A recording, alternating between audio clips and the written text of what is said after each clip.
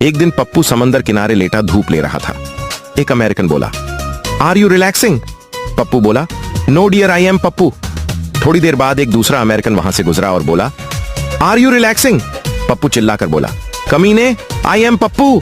फिर खिजलाकर पप्पू वहां से उठकर दूसरी तरफ चला गया जहां एक अमेरिकन सुंदरी लेटी थी। पप्पू ने पूछा।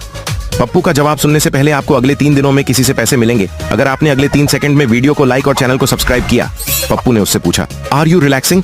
अमेरिकन सुंदरी बोली, yes I am relaxing. Pappu उसे एक तमाचा मार के बोला, यहां पड़ी हो, उधर तुझे तेरे घर वाले ढूंढ रहे हैं।